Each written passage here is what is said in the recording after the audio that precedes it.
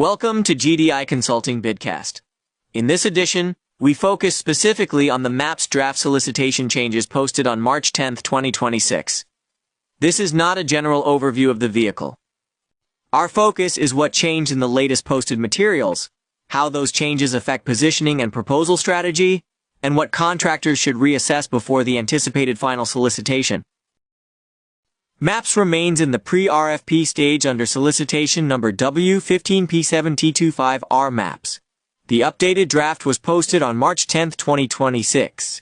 The final solicitation is anticipated in May 2026, with award anticipated in September 2026. The contract is a multiple award IDIQ with a 5-year base period and 1 5-year option. The opportunity includes 350 expected awards and uses NAICS codes 541715.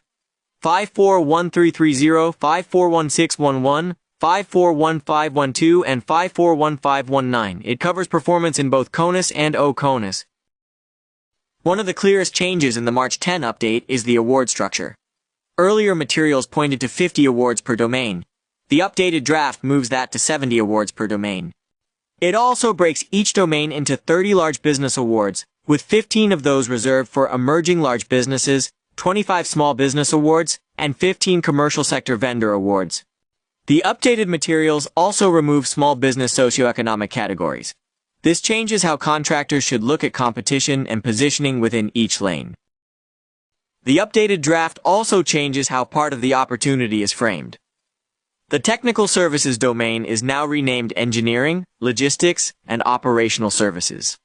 At the same time, the provided update says the general NAICS code and included descriptions remain the same. The draft also adds emerging large business criteria and adds joint venture language. For contractors, that means this is a good point to recheck domain selection, confirm business size status, and make sure earlier draft assumptions still fit the revised structure. The scorecard changed in several important ways.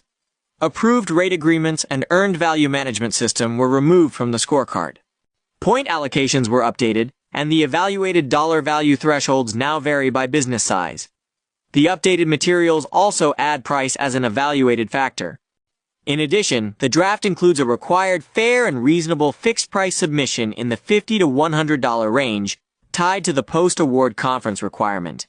Contractors that built early scoring assumptions under prior draft language should revisit them now. The March 10 draft also makes qualifying project treatment more specific. It now defines level of effort qualifying projects and outcome-based qualifying projects, and it adds evaluation language for pass-through rate, schedule, and completeness.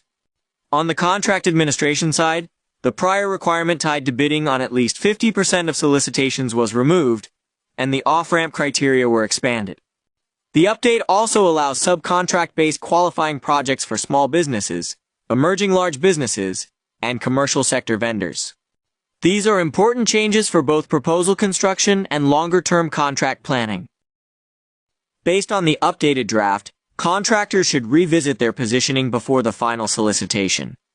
That includes confirming the right domain and business size lane, recalculating scores under the revised scorecard, and rechecking qualifying projects against the new LOE and outcome-based framework.